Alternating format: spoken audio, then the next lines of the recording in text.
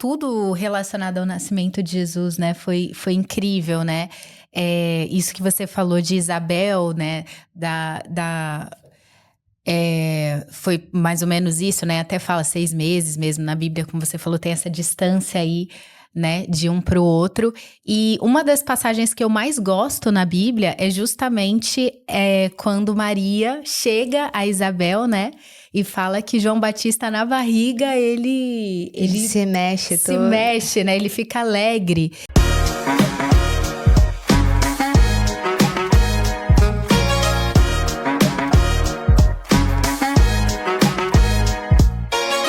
Olá, pessoal, sejam muito bem-vindos a mais um episódio do 236 Podcast. Antes de me apresentar, eu gostaria de apresentar o nosso convidado de honra, aquele que nos inspirou a estarmos aqui. Eu estou falando sobre Jesus. Sim, esse é um podcast cristão, porém todos são muito bem-vindos. Eu sou a Débora e eu tô aqui com a minha cunhada Simone. Oi, pessoal, aqui como a gente sempre fala, a boca fala do que o coração tá cheio e a gente veio aqui hoje mais uma vez falar daquele que tem enchido os nossos corações. É verdade, e hoje nós estamos com um episódio muito especial, um episódio festivo. Nós vamos falar sobre o Natal, nosso primeiro especial de Natal do 236. Gente, é uma honra, estamos até de verde para combinar. Viemos até festivas com o tema. E temos um convidado muito especial hoje. Nós temos o historiador Luiz Gustavo, que vai falar com a gente sobre um pouquinho aí do Natal, um pouquinho da origem do Natal. Vamos conversar um pouco sobre esse assunto. Oi, Luiz, muito prazer recebê-lo. Prazer demais, é muito grande estar aqui com vocês. Débora, Simone, obrigado pelo convite. A gente já tinha tentado aí algo na época da Páscoa, não deu certo. Mas alguma outra a data festiva relacionada com Jesus, e a gente está aqui para ter uma conversa bem legal. Parabéns aí pelo podcast, pelo trabalho de vocês, e obrigado aí mais uma vez pela oportunidade de estar aqui. Muito obrigada. Eu ia falar, o prazer é todo nosso. É verdade. E vamos começar, né, falando sobre esse tema. Eu acho que a primeira pergunta, assim, que mais permeia o Natal, que as pessoas têm mais dúvida, é com relação à data. Isso é uma coisa que sempre eu fiquei pensando, né? Muitas pessoas falam, realmente não sabemos exatamente quando Jesus nasceu, mas por que veio essa data, 25 de dezembro? Existe algum motivo? A Bíblia dá algum tipo de indício de quando teria sido o nascimento de Jesus ou não? É uma data mesmo que estipularam e ficou? Pois é, para boa parte da cristandade, 25 de dezembro é a data é a celebração do nascimento de Jesus. Eu falo boa parte da cristandade porque tem um grupo de cristãos, os cristãos coptas, que são do Egito. O Natal deles, se eu não estou enganado, é no dia 6 de janeiro. Então acaba tendo uma variação de calendário, eles seguem uma outra trajetória da tradição cristã. E vamos aí falar o ponto principal. A Bíblia não diz a data do nascimento de Jesus, definitivamente não foi 25 de dezembro, mas existem alguns motivos pelos quais essa data foi escolhida para celebrar o nascimento do Filho de Deus. Deixe-me colocar aí uma mais histórica, outra relacionada com um fenômeno meteorológico, e aí depois a gente fala um pouquinho sobre Bíblia. Então, do ponto de vista histórico, houve um certo momento na história do cristianismo quando um imperador romano chamado Constantino se converteu ao cristianismo. Algumas pessoas vão dizer que ele faz o uso da religião como uma jogada política, e ele era muito relacionado ao culto ao deus Mitra, o deus Sol. Então, tudo relacionado com Mitra, tudo relacionado com o deus Sol dentro da cultura romana, nessa conversão de Constantino, acabou sofrendo uma metamorfose com a figura de Jesus. Então, a forma como Constantino se converte ao cristianismo acaba sendo dramática. Ele tem uma visão, ele vê o estandarte de Mitra, o sol, e também vê a cruz, e vê uma inscrição em latim que diz: com este sinal vencerás. Então, existe essa, digamos, metamorfose entre Jesus, cristianismo, e o mitraísmo, o culto ao deus Mitra. E algumas pessoas podem falar, então é paganismo puro, o que a gente tem aí. definitivamente a data não é bíblica. E essa associação de Jesus com o sol, para muita gente pode parecer pagã ou questionável, mas nós temos algumas passagens bíblicas que falam, por exemplo, sobre Deus como sendo o sol da justiça. Malaquias capítulo 1, se eu não estou enganado, tem uma passagem que o salmista, no Salmo 89, que ele compara Deus com o sol. Então, pensa só nessa... Eu sei que para vocês aí no Rio o sol não tá dando trégua, né? Tá Não. quente. Mas pensa só no benefício que é o sol para a humanidade, né? Então, o poder que ele traz, a noite tá fria, ele aquece, ele é o sol que proporciona... Enfim, todos os fenômenos aí que facilitam o ciclo da agricultura e tudo mais. Então, essa não é paganismo associar, digamos, a ideia do sol com a figura de Deus, no caso aí de Jesus. E tem um outro fenômeno, esse é o mais meteorológico, a gente falou mais do histórico, o meteorológico que eu mencionaria agora é que 25 de dezembro é o solstício de inverno aqui no hemisfério norte. Então, é a partir de... Eu não sou bom em astronomia, não entendo dessa área, mas... Vivendo aqui no hemisfério norte, eu atualmente moro no sul da Califórnia, os dias começam a ficar cada vez mais curtos, igual no Brasil, só que a gente tem isso no meio do ano, né? Aqui a gente tem no final do ano, em novembro, metade de novembro. E hoje, por exemplo, o dia vai terminar pra gente aqui por volta das 5 da tarde. Vai ficar tudo escuro por volta das 5 da tarde. E 25 de dezembro, o dia do solstício, é o primeiro momento, a gente está sempre agora, cada vez os dias estão ficando mais, os dias com luz solar estão ficando cada vez mais curtos, as noites mais demoradas, e aí você tem no 25 de dezembro esse solstício, esse momento onde pela primeira vez, novamente, os dias vão começar o sol vai começar a aparecer mais. Então, tem essa ideia de trevas sendo agora derrotadas diariamente, todos os dias pela luz, pelo sol. E esse é um conceito que eu gosto muito, porque a gente vê isso em praticamente todas as culturas do mundo antigo, essa ideia da luz triunfando contra as trevas.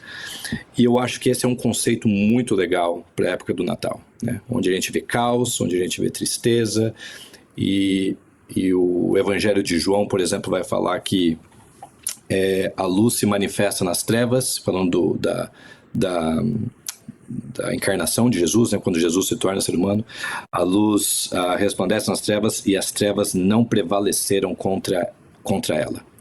Então, essa luz que Jesus representa destrói as trevas, vence o caos, vence qualquer desordem, né?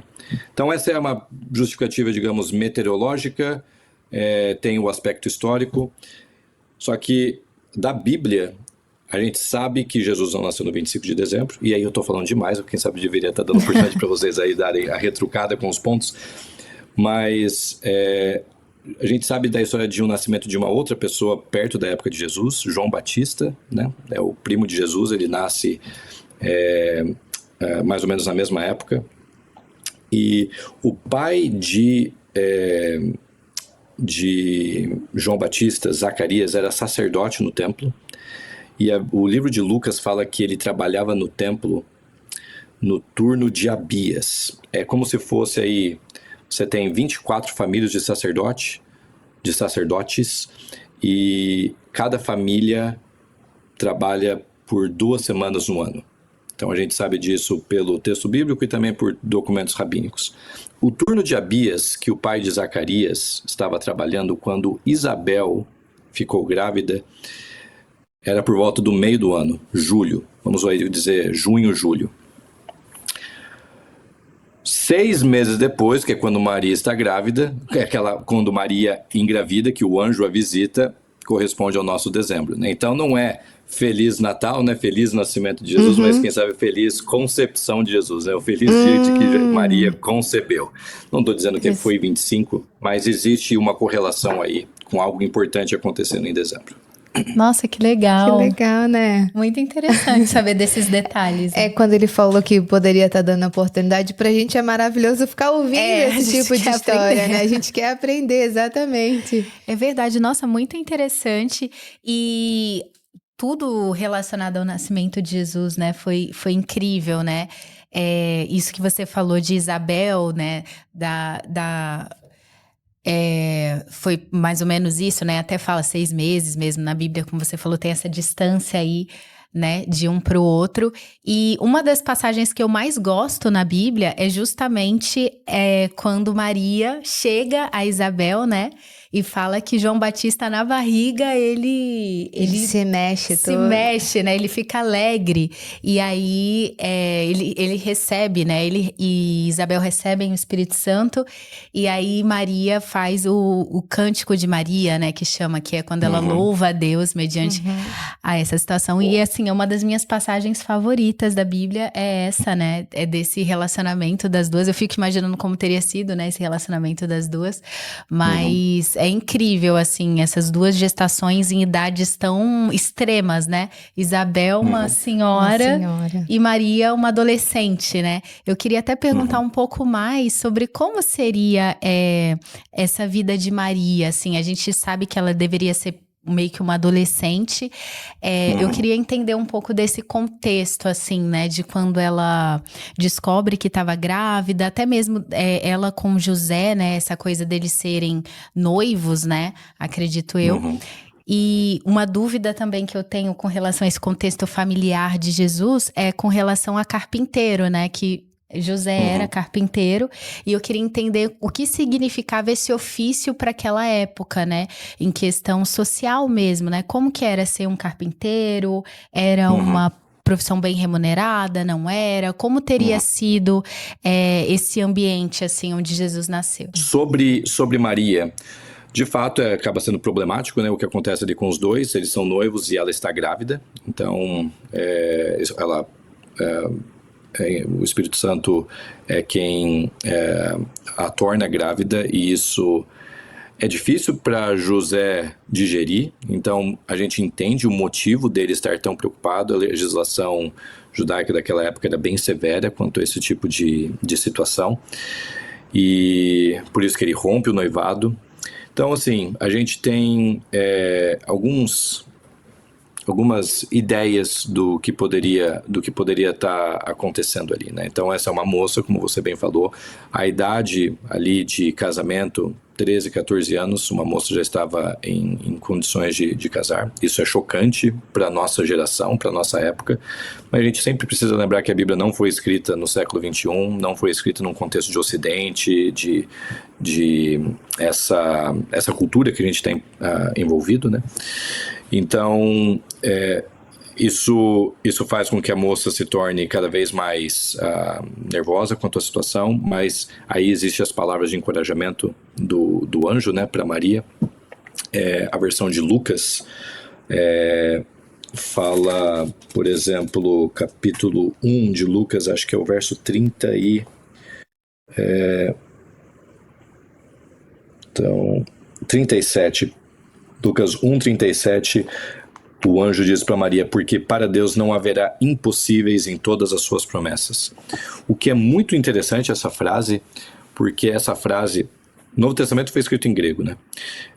Na versão grega do Antigo Testamento, que os acadêmicos chamam de Septuaginta, essa frase, quase que palavra por palavra, ela é dita por Deus para uma outra mulher que também conceberia e daria luz. E essa é Sara, lá no livro de Gênesis, capítulo 18, quando Deus visita Abraão junto com outros 2 viajantes e fala que Sara vai conceber, vai dar à luz.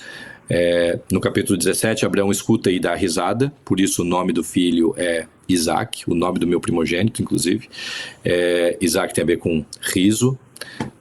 E aí, isso no capítulo 17. No capítulo 18, Deus visita Abraão e Sara, fala com eles e fala que Sara vai engravidar, ela dá risada. E aí, Deus diz para Sara, basicamente essas mesmas palavras só que lá em hebraico, e aí quando a Bíblia foi traduzida do hebraico para o grego, é praticamente as mesmas frases que o anjo fala para Maria, aqui no capítulo 1, verso 37. Para Deus não haverá impossíveis em todas as suas promessas. Então imagina só, né? Ela tá nervosa, tá tensa. Uma coisa que os anjos sempre falam nessas histórias aqui do nascimento de Jesus e nas outras do Antigo Testamento é não temas, não temas. Então o medo era instantâneo, não temas, né? Então vai ficar tudo bem. O que acontece com esse pessoal, com esse casal? Depois o José tem a sua opinião mudada, né? O anjo o visita durante a noite, conversa com ele. Eles acabam indo para Belém. A gente vai falar depois sobre esse momento do nascimento. Jesus nasce em Belém. Tem a questão de fugir para o Egito. Mas depois eles vão para Galiléia. E aí tem a ver com o ponto que você mencionou, Débora, da carpintaria. Porque quando a gente pensa em carpinteiro, a gente está pensando em madeira, certo? A gente está pensando em alguém que trabalha com madeira, com móveis de madeira. Meu primeiro trabalho lá no interior de São Paulo, minha cidade, Bauru, foi trabalhar numa marcenaria. Não era carpintaria, mas era uma marcenaria. Então, pó e tal. Só que, em grego, a palavra para Jesus como carpinteiro não é necessariamente alguém que só trabalha com madeira. É a palavra, se eu não estou enganado, se eu me recordo bem, ou é tekton ou é teknon. Eu acho que é teknon. Essa é a palavra em grego para carpinteiro que aparece ali no texto bíblico. Significa alguém que trabalha tanto com madeira, tanto com pedra. Então é um construtor, é alguém que trabalha com as mãos, com essas matérias-primas.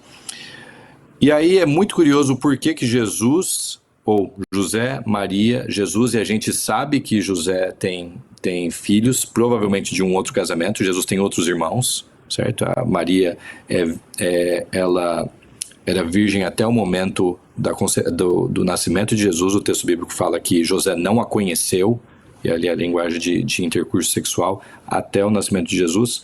Depois, ela não necessariamente ficaria virgem, mas nós temos vários irmãos de Jesus. Na tradição cristã, uma tradição bem antiga, esses irmãos de Jesus são de um outro casamento, de José, provavelmente viúvo, e aí é quando ele se casa com Maria. Por que essa família migra de Belém, ou depois de passar um tempo ali no Egito, né, que Jesus foge por causa da perseguição? Por que eles vão para Galiléia? Na Galiléia, nos arredores de Nazaré, um vilarejo bem pequenino, diga-se de passagem, para aquela época, estava sendo construída, na época da infância de Jesus, uma grande cidade chamada Séforis, uma tremenda de uma cidade romana, riquíssima, belíssima, muito grande. Hoje as ruínas podem ser visitadas por qualquer pessoa que passe por aquela região. Eu costumo dizer que a Mona Lisa de Israel está lá em Séforis, porque no chão de uma sinagoga tem ali vários mosaicos, e entre esses mosaicos você vê o rosto de uma mulher. E é a Mona Lisa de Israel na época de Jesus. Então, muito provavelmente, a família de Jesus, os carpinteiros ou os trabalhadores braçais, estão indo para Nazaré, para Galiléia, para trabalhar na construção dessa cidade. Então, e é do lado, a gente está falando aí de 2-3 quilômetros do lado de Nazaré, bem pertinho. Nossa, não imaginava. Não, nem eu. E até essa questão de José já ter filhos, eu sempre imaginei que os irmãos de Jesus fossem filhos de Maria. Eu também. Uhum. Nunca imaginei que... Possivelmente. Eu coloco as duas possibilidades, né? Não necessariamente Maria ficando virgem a vida toda. Essa é uma tradição do catolicismo, não necessariamente do protestantismo.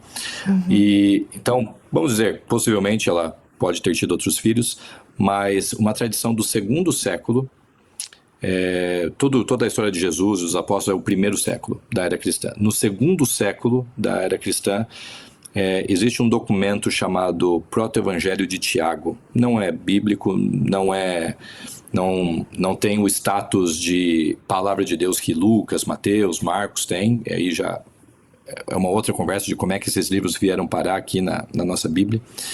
Mas o Proto-Evangelho de Tiago, ele tem essa tradição de que os filhos de José, os irmãos de Jesus são filhos de José de um outro casamento.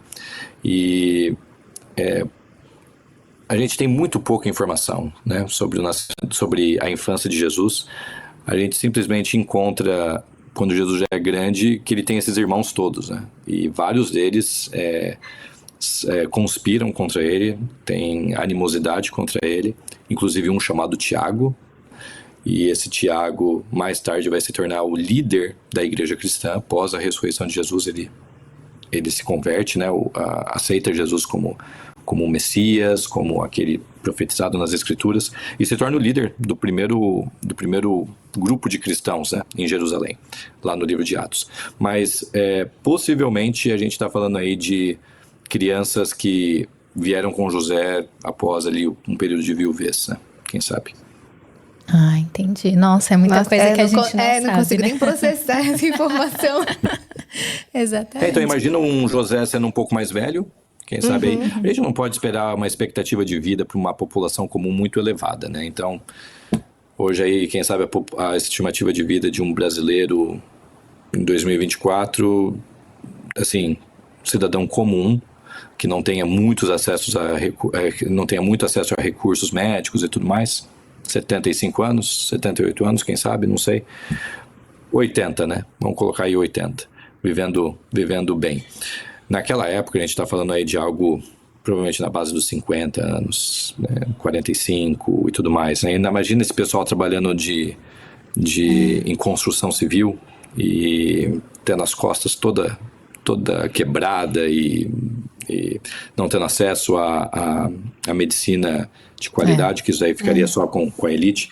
Então, vamos imaginar o José aí, quem sabe, viúvo, com uns 35, 40 anos aproximadamente, entre 30 e 40 anos, e é quando... E o José desaparece da história, né? Depois de um tempo, Sim, a gente José nunca mais... não se ouve falar, né, o que aconteceu com ele. A Bíblia não especifica. Caramba. E é interessante como a gente olha os 4 evangelhos, eles têm perspectivas diferentes sobre esses anos iniciais de Jesus, né? Você tem, por exemplo, Mateus e Lucas, eles gastam tempo para falar do nascimento de Jesus. A história da natividade aparece nesses 2 evangelhos. Quando você... E com ênfases distintas, né? Você tem uma ênfase...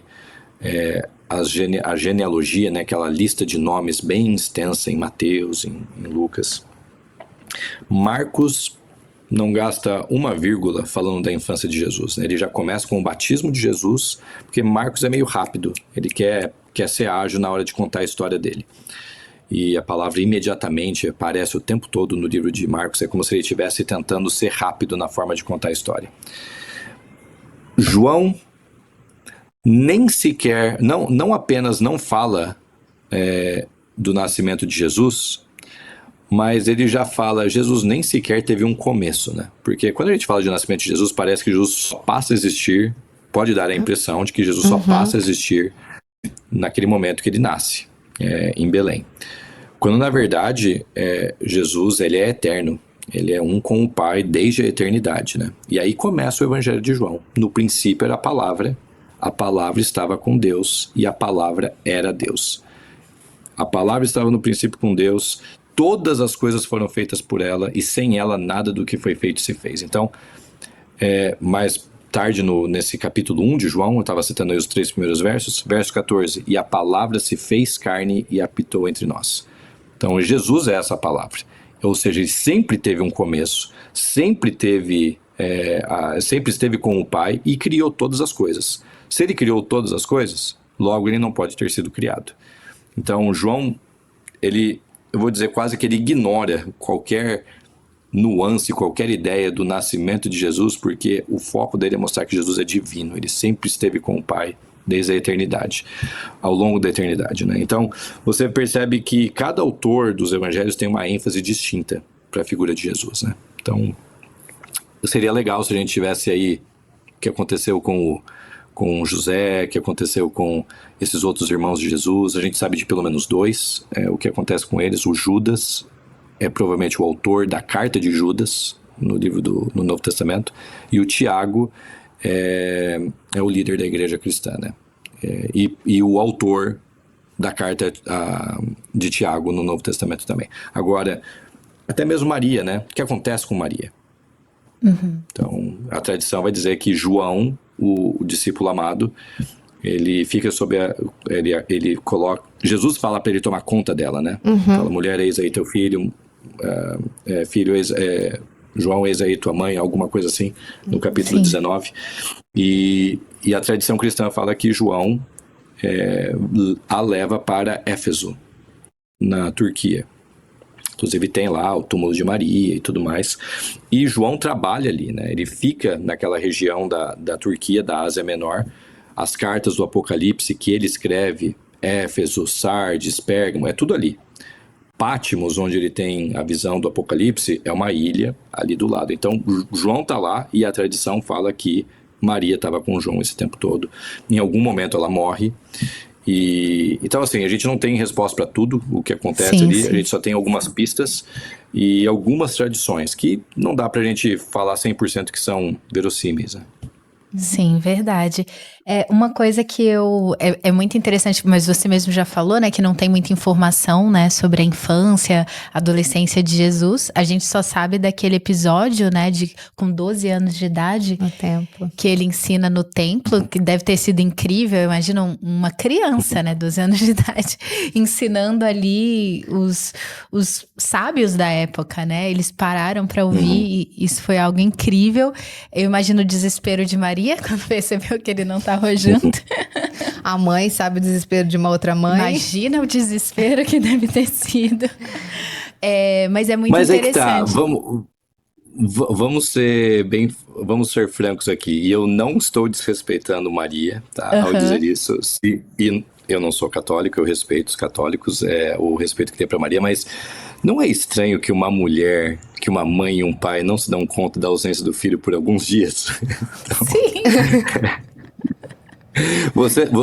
Vocês duas têm filhos? Eu não, tenho. Só ela. Eu tenho 3. E um bebezinho, 3 meses e meio. Vai fazer 4 daqui uns dias. 4 meses.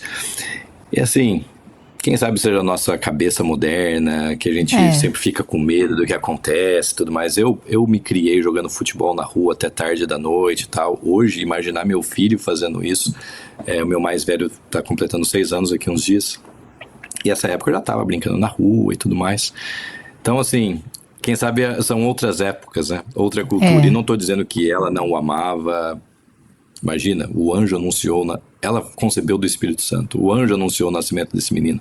Quando ele vai para o templo, as pessoas falam, essa é a salvação de Israel e tudo mais. É uma criança preciosa. Mas é estranho, né? Que 2 dias depois, o pessoal, os pais estão brincando. Lembrei, tem um filho, cadê ele? Não, sim, realmente pra gente não tem nem como imaginar, né? Não sei se achou que tava com alguém, com algum vizinho, uma amiga. Porque realmente pra gente não tem como. Então, eu não sou mãe, eu não consigo imaginar, não. 2 dias que eu não vejo meu filho, que loucura. A Cadê Alice tem ele? 2 anos, que ele comeu, a minha né? filha. Que ele comeu? Exatamente. Comeu tá bem, bebeu água. É verdade, tem todas essas questões. Outro mundo, outra cultura. Então, a gente... Pois é, então esse momento aí dos 12 anos é o que a gente tem, né? Dele lá no templo, incrível. Eu acho que aquilo ali é como se fosse uma iniciação. Jesus não foi para a escola de rabinos, mas é como se Jesus estivesse passando por uma tradição judaica ali o que chama de bar mitzvah, né? O filho do mandamento, que aparece diante de rabinos e conversa, responde perguntas, é a oportunidade de demonstrar conhecimento de memorização das escrituras e assim, ao que a gente sabe, Jesus não foi para uma escola formal de rabinos, mas se mostra versado, né, nas escrituras, o que me faz pensar na poderosa influência aí que os pais tiveram nesses anos iniciais, né? Então, de instruí-lo, de quem sabe enquanto estava fazendo ali as instruções, a ficha começa a cair no pequeno Jesus, né? Ou quem sabe nos pais, poxa, a gente está lendo sobre sacrifício de Isaac em Jerusalém, o pai levando o filho para ser sacrificado, isso está parecendo um pouquinho parecido com uma história que a gente vai experimentar. Aí você tem essas profecias todas de Isaías, o local do nascimento lá em Miqueias é Belém.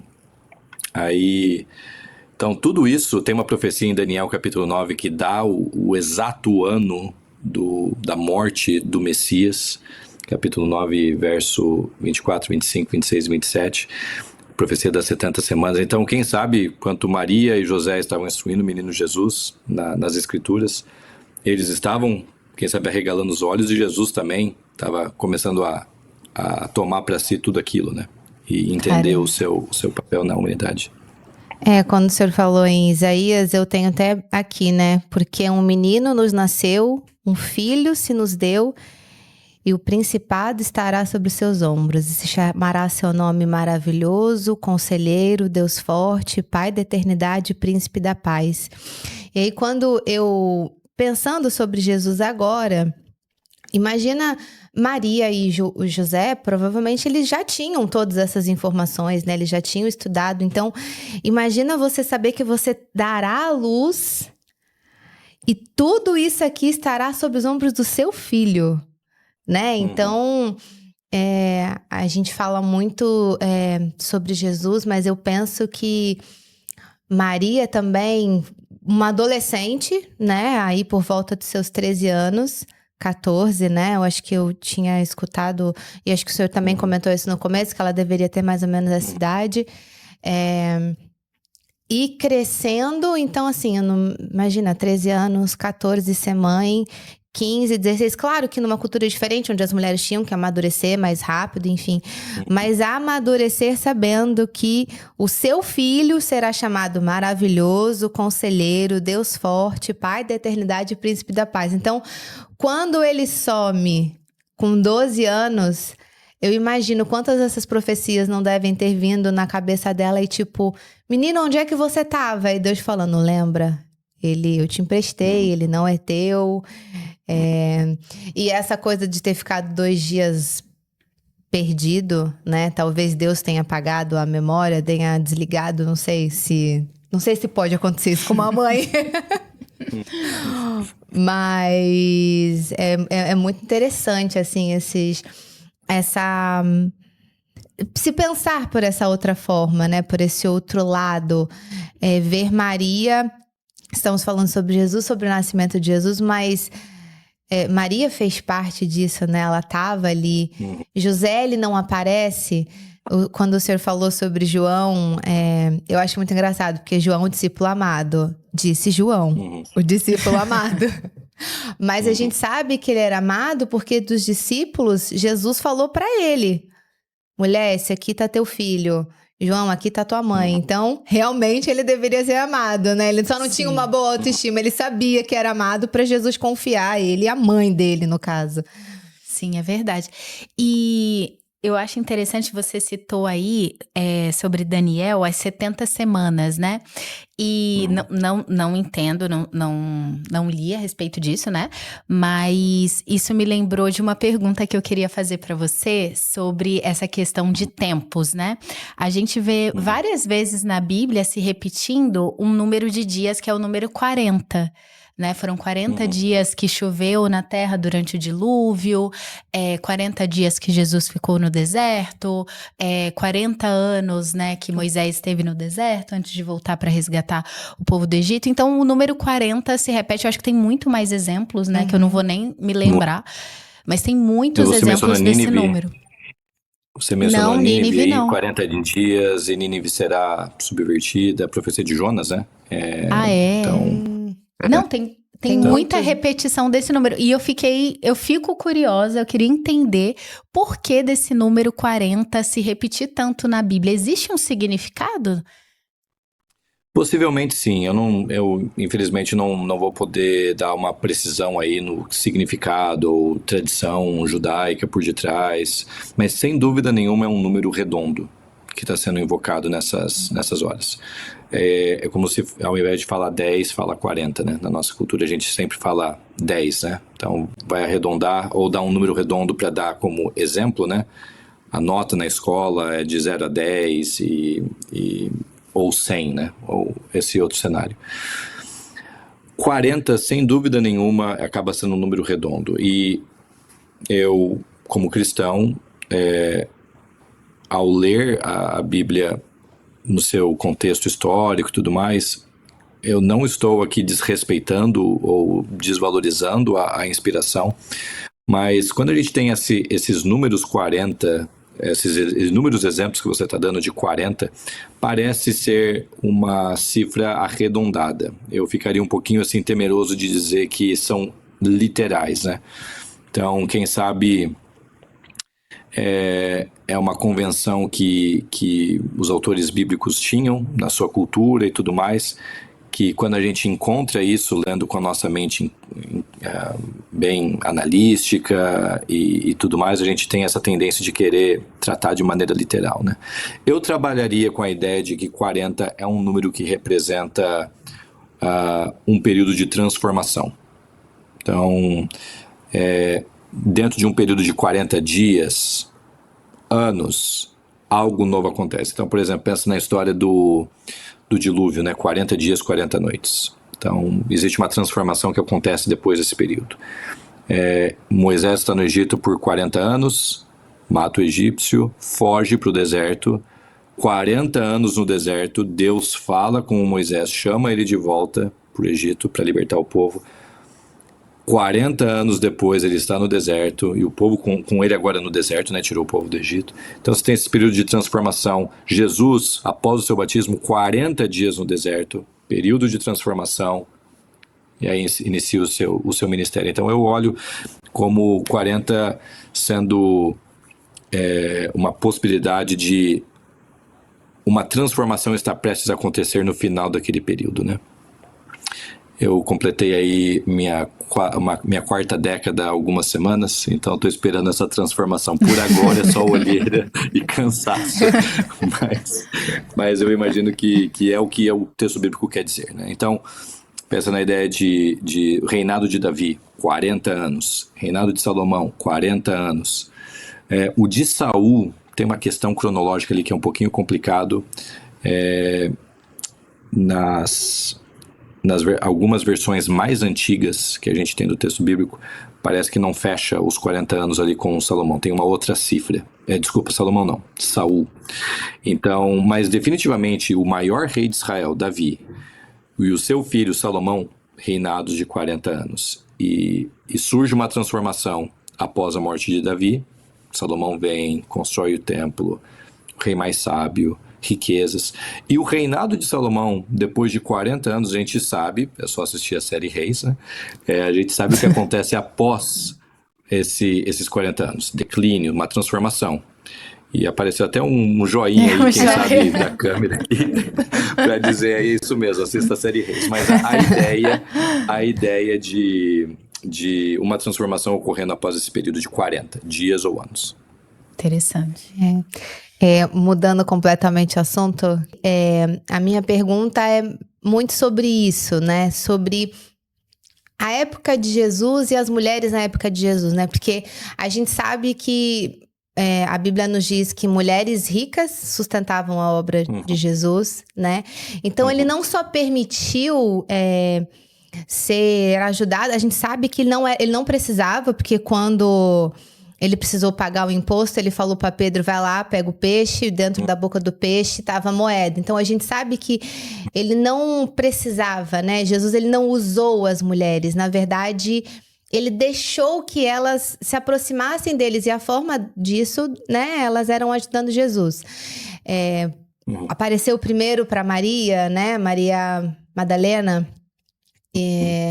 Então, nessa época, né, em que as mulheres eram tão desvalorizadas, Jesus, ele deixa de pregar dentro da sinagoga para pregar fora, para que todos pudessem ouvi-lo, inclusive as mulheres. Eu imagino que o número de mulheres que acompanhava Jesus era muito grande porque elas se sentiam incluídas, né? A primeira pessoa para quem Jesus se revelou foi uma mulher, né? Ele disse para a mulher no poço, né? Eu sou o Messias, você estava esperando por mim? Sou eu. Então, assim, ele se revelou primeiro para uma mulher. Então, eu queria que o senhor falasse um pouco desse contexto. da mulher na época de Jesus e o quão foi importante Jesus na vida das mulheres. Uhum.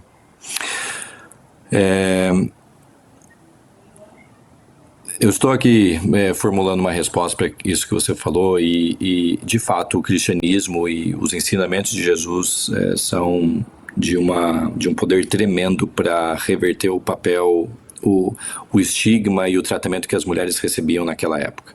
Então, deixa eu começar no começo, lá no texto bíblico, mostrando o ideal divino. Então, quando a gente lê a criação do mundo, em Gênesis 1, a criação do primeiro casal, o primeiro casal é criado, o texto bíblico diz, né, Gênesis 1, 26, façamos o homem à nossa imagem, conforme a nossa semelhança, e tenham eles domínio sobre os peixes do céu, sobre os peixes do mar, sobre as aves do céu, e o texto continua ali. E aí vai dizer ali, e criou Deus o homem à sua imagem, a imagem de Deus o criou, homem e mulher, ou macho ou fêmea, algumas versões vão dizer, os criou. Isso significa, de acordo com esses versos aí, e quando a Bíblia usa homem ali, façamos o homem, a palavra ali em hebraico é Adam, Adam é humanidade, é o ser humano. E aí a gente descobre o que é esse ser humano nesse final do texto que eu mencionei ali, né? Humanidade os criou, homem e mulher os criou, a imagem de Deus. Ambos, homem e mulher, são criados à imagem e semelhança de Deus. Isso é um pensamento revolucionário na época que o livro de Gênesis é composto. As outras histórias da criação que existe no mundo, que existiam no mundo antigo naquela época, da Mesopotâmia, de outras civilizações, não dão esse papel, esse status elevado para o ser humano, de serem criados à imagem e semelhança de Deus, e muito menos, digamos, destacando o papel da mulher. Então, de estar em pé de igualdade com o homem. Gênesis 1, 26 a 28 é uma das maiores declarações de igualdade entre homens e mulher aos olhos de Deus. Homens e mulheres aos olhos de Deus. Então, dito isto, esse é o ideal divino.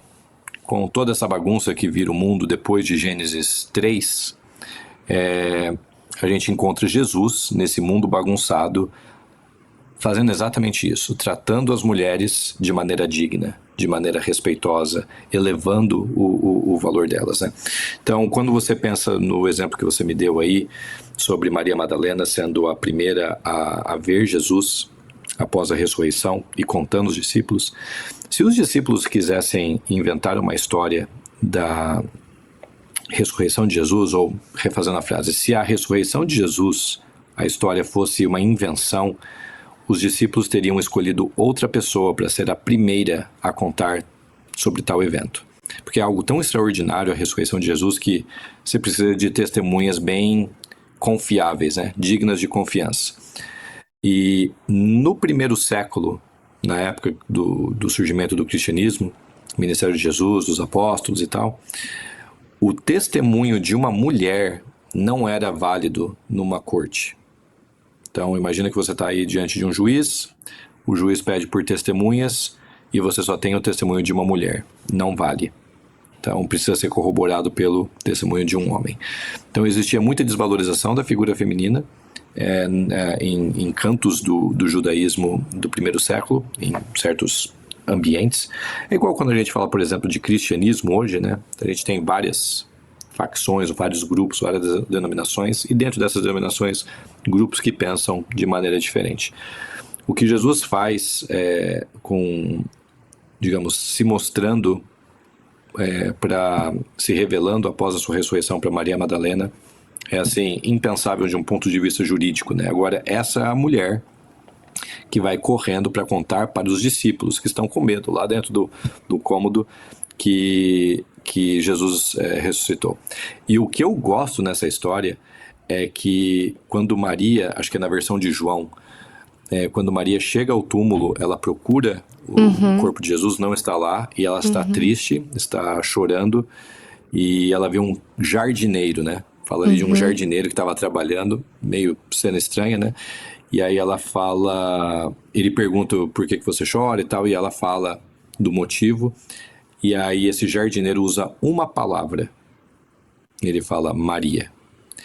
Quando ele fala Maria, é quando ela reconhece que aquele ali é Jesus. Então, o momento mais importante da história do planeta Terra, ok, o nascimento de Jesus é importante, é verdade. A morte de Jesus, sem dúvida, é importante, perdão dos pecados e tal. Mas agora é a primeira vez que a gente vê Deus triunfando sobre a morte, né? Voltando da morte. A morte pesada, eterna, porque ele recebeu toda a punição do pecado sobre ele. E agora, nesse momento mais climático da história da civilização humana, Jesus gasta tempo para chamar uma mulher pelo nome. Então, em vez de dizer, estou ocupado, tenho que ir para algum canto do cosmos, apresentar-me diante do Pai, não. Ele conversa com uma mulher e a gente sabe do caráter complicado de Maria Madalena, né? E Jesus gasta tempo com essa mulher, após o momento mais crucial, digamos, do seu ministério, né? A sua ressurreição. Então,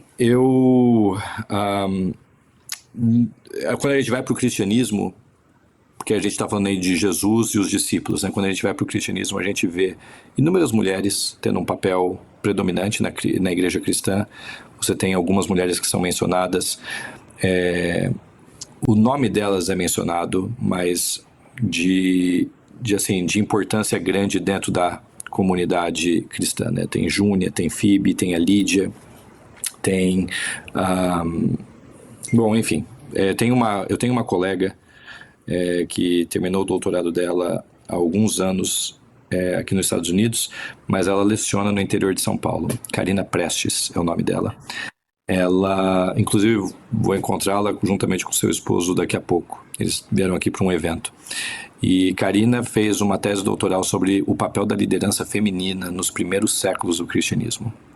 E muitas vezes a gente olha e vê basicamente figuras masculinas ajudando na liderança cristã, na liderança da igreja cristã, mas mulheres desempenharam um importante trabalho. E isso só é possível dentro de uma cosmovisão, dentro de uma visão de mundo onde as mulheres têm valor aos olhos de Deus. E o cristianismo proporciona isso, né? Ele na sua ideia original, no cristianismo, homens e mulheres são iguais aos olhos de Deus e merecem respeito, merecem admiração, merecem suporte. E, infelizmente, a prática acaba sendo diferente, mas Jesus, sem dúvida nenhuma, ilustrou isso muito bem com o seu ministério. É verdade. É incrível. E você citou até mesmo Lídia, né? Queria falar um pouquinho, abrir um pouquinho o assunto, né? Porque, na verdade, acabou que a gente entrou direto no assunto e eu nem cheguei a falar, né? Mas o Luiz, você faz também, né, Luiz? Toda essa parte de consultoria. Ah, sim. Sim, consultoria, exato. Eu tive o privilégio de participar disso. E Lídia está na história de Paulo, né?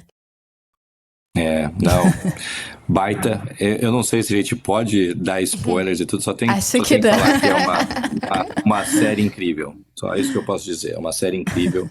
O que foi feito ali foi de deixar meus olhos assim marejados em alguns momentos.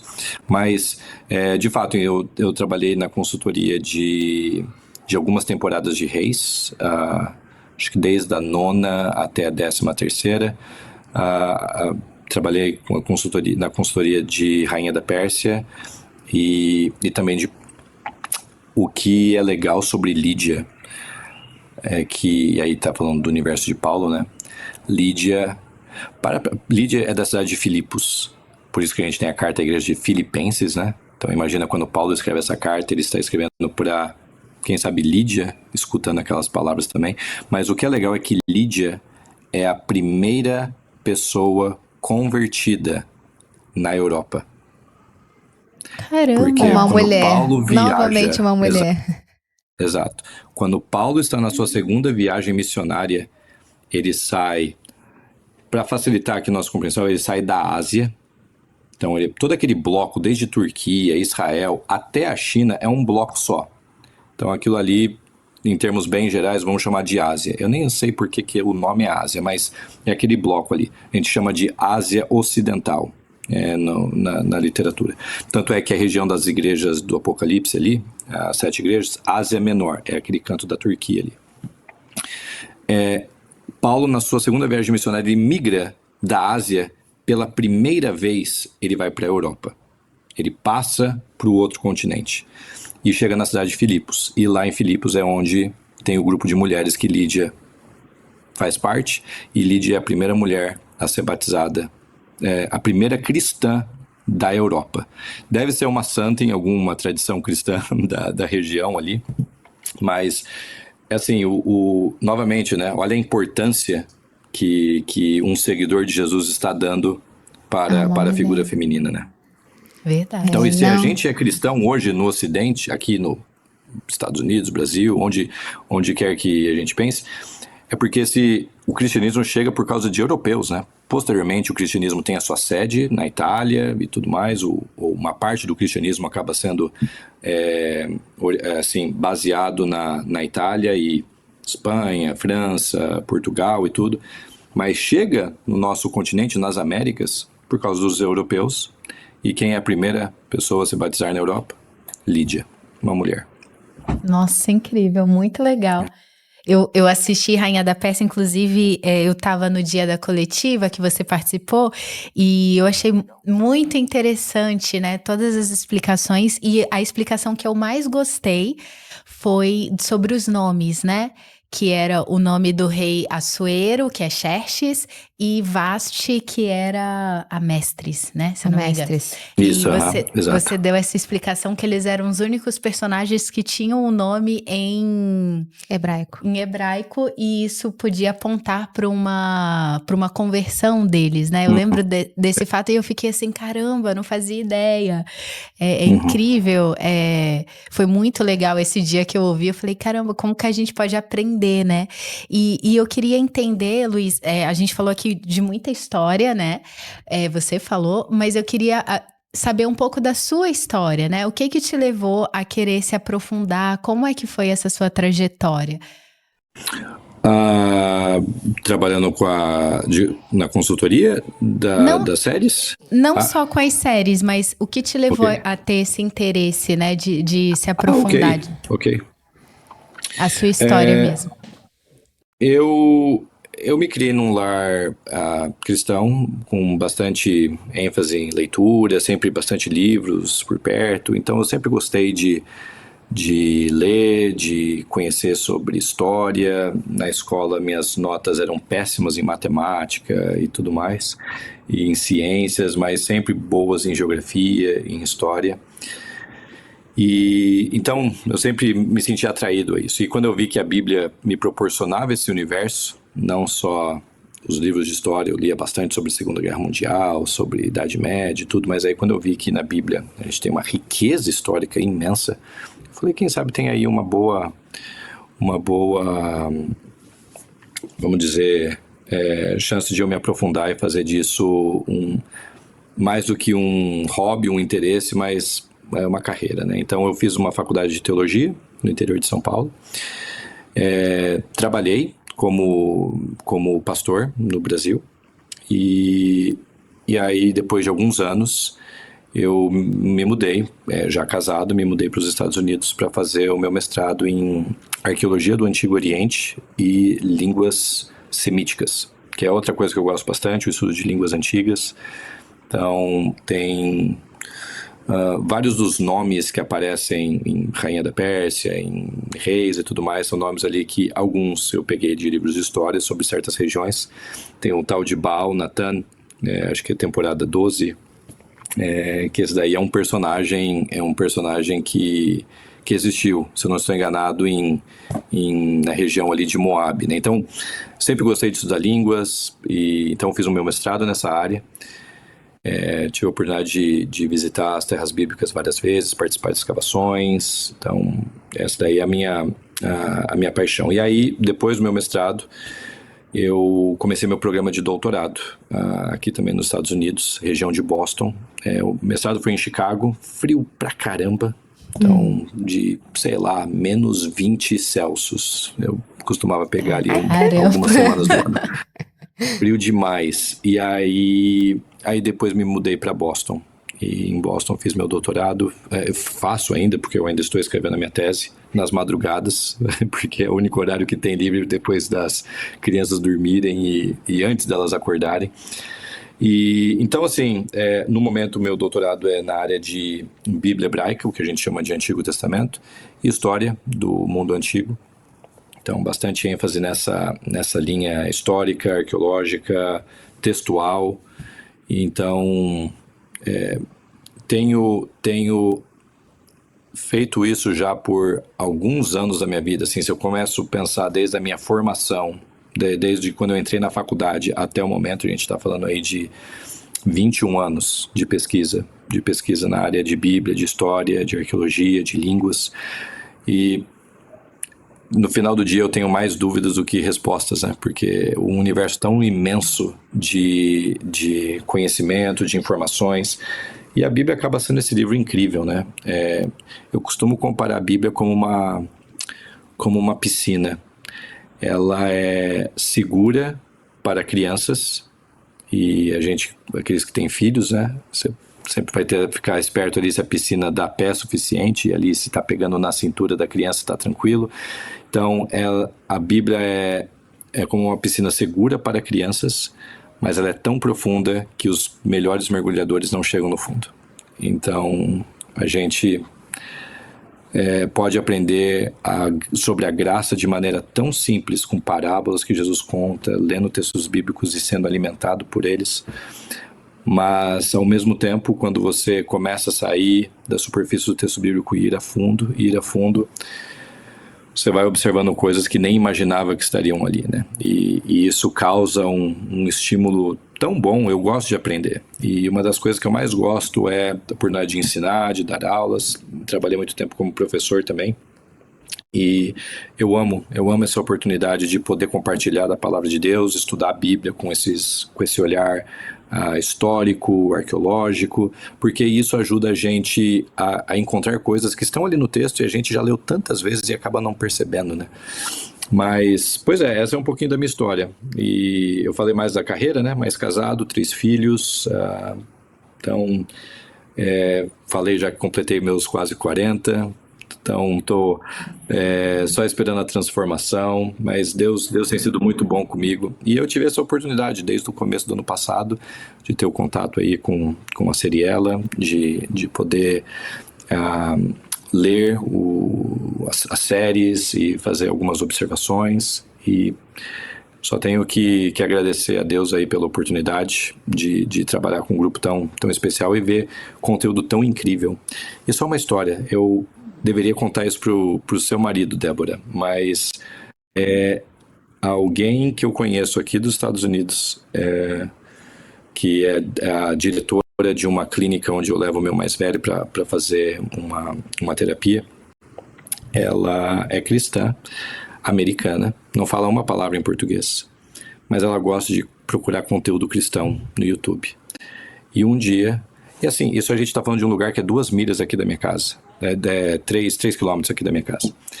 E essa mulher me viu deixando meu filho lá na clínica dela, e ela saiu correndo para falar comigo, e ela falou, e tudo isso aqui em inglês, eu estava procurando séries bíblicas no YouTube, e achei uma sobre a Rainha Esther, em português.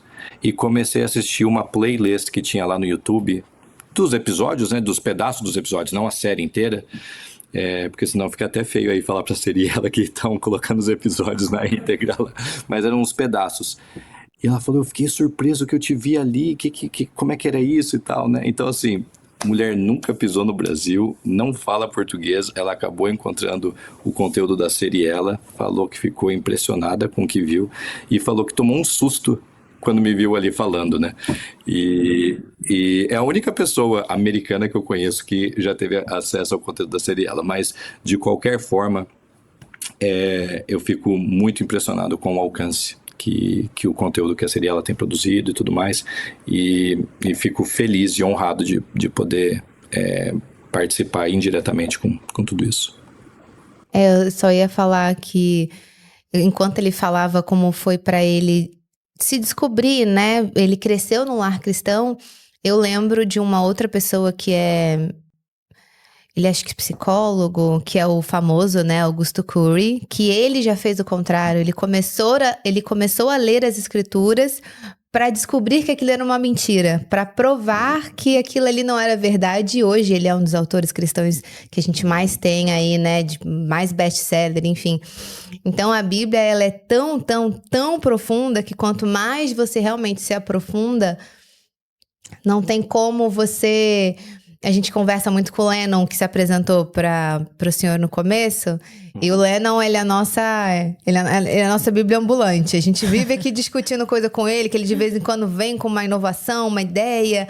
E assim que a gente começou o podcast, a Débora, ela trouxe um estudo que ela leu, que fala que a Bíblia, ele é o único livro que a gente lê com o autor presente, né? E ele se apresenta pra gente todos os dias. E aí, quando a gente fica cruzando referências...